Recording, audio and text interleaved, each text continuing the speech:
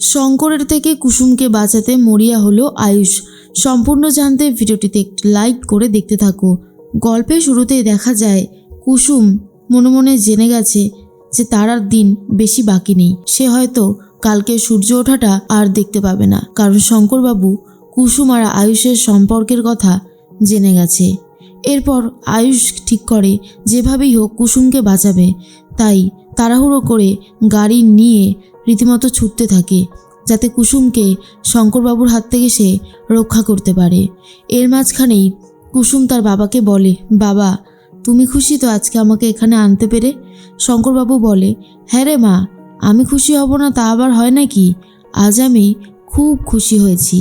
এরপরে পুজো দিতে শুরু করে শঙ্করবাবু আর কুসুম। তখনই কুসুম ভাবে আজকেই তার শেষ দিন। তার বাবা যেই ইচ্ছেটা তার কাছে রেখেছে সেই ইচ্ছেটা সে পূরণ করবে। কুসুম নিজে শেষ হয়ে যাবে। আসলেই কর্তামাকে খুব শ্রদ্ধা করে শঙ্করবাবু। কর্তামার ছেলের সাথে বাড়ির পরিচারিকার বিয়ে কোনোভাবেই হতে পারে না। হয়তো ইন্দ্রাণী গাঙ্গুলি এটা ভাবতে পারে যে শঙ্করবাবু আগে থেকেই সবটা জানতো।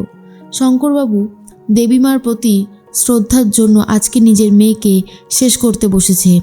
এদিকে আয়ুষ যখন গাড়ি চালায় তখনই দোকানদার ফোন করে আর বলে, আপনাদের বাড়ির ড্রাইভার ভুল করে চাবিটা আমার দোকানে ফেলে গেছে, সেখান থেকেই নাম্বারটা পেলাম স্যার।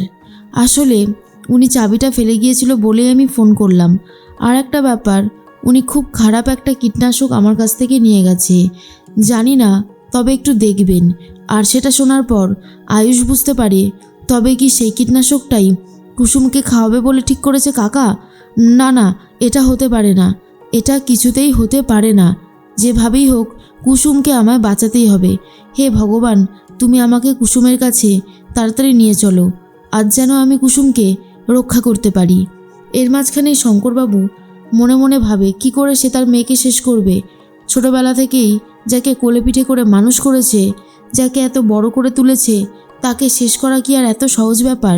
কিন্তু দেবীমার সাথে বিশ্বাসঘাতকতা করতে চাই না শঙ্করবাবু, তাই কি করবে নিজেই বুঝে উঠতে পারে না। তবে ঠিক করেছে যেটা সেটাই করবে। এরপর কুসুম বলে, বাবা কি হয়েছে বলো তো তোমার? তুমি এরকম করছো কেন? একদম ভয় পেও না, আমি আছি তো তোমার সাথে। কুসুমের কথা শুনে শঙ্করবাবু বুঝতে পারে না যে কুসুম আগে থেকেই সবটা জেনে গেছে। এরপরে পুজো তো শুরু হয়ে গেছে, কিছুক্ষণ পরে প্রসাদ দেবে বলে ঠিক করে।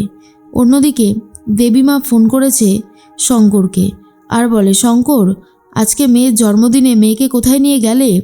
কি ব্যাপার বলো তো, তোমার সারা শব্দ কেমন যেন একটু অন্যরকমের লাগছে। শঙ্করবাবু বলে, আসলে মেয়েটাকে নিয়ে একটু পুজো দিতে এসেছি কর্তামা, একটু পরেই আমি বাড়ি যাব। ইন্দ্রাণী গাঙ্গুলি বলে, ভেবেছিলাম আজকে কুসুমের জন্য একটা সারপ্রাইজ রাখবো, ছোটোখাটো একটা অনুষ্ঠান হবে, কিন্তু মেয়েকে নিয়ে তুমি রেখে দিয়েছো।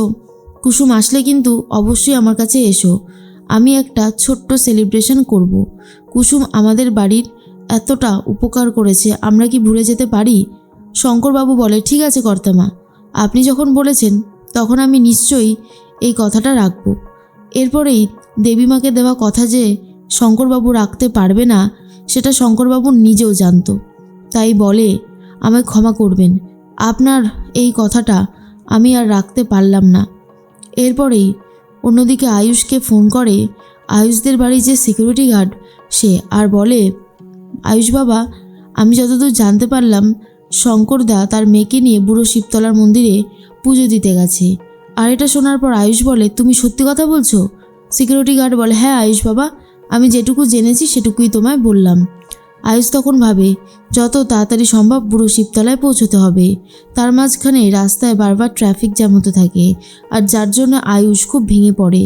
এর মাঝখানে কুসুম ভগবানকে বলে, ভগবান তুমি আমার বাবাকে ভালো রেখো, বাবা যে ইচ্ছেটা পূরণ করেছে সেটা যেন সফল হয়। এরপরে প্রসাদ দিয়েছে ঠাকুরমশাই। প্রসাদটা অনেকটাই কম ছিল, তাই শঙ্করবাবু বলে, ঠাকুরমশাই আর একটু প্রসাদ দেওয়া যেতে পারে? ঠাকুরমশাই বলে, নিশ্চয়ই। এরপর প্রায় ভর্তি করে শালপাতা ভর্তি করে প্রসাদ দেয়, আর সেই প্রসাদেই কীটনাশক মেশাতে শুরু করে দেয় শঙ্করবাবু। তারপরে বলে, কুসুম প্রসাদটা দিয়ে দিয়েছে, এরপর আমি তোকে খাইয়ে দিই। অন্যদিকে শঙ্করবাবু মনে মনে এটা ভাবে, একবার যদি ঘন্টুর সাথে কথা বলিয়ে দিতে পারতাম কুসুমের, খুব ভালো হতো। ঘন্টু মানে হচ্ছে কুসুমের ভাই। এরপরেই আর সেটা নিজের ইচ্ছেটা পূরণ করতে পারে না শঙ্করবাবু। তারপর বলে, কুসুম নে প্রসাদটা খেয়ে নে।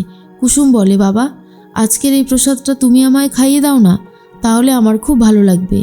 কুসুমকে নিজের হাতে শঙ্করবাবু খাইয়ে দেয়। আর অন্যদিকে আয়ুষ ছটপট করতে থাকে কখন কুসুমের কাছে আসবে।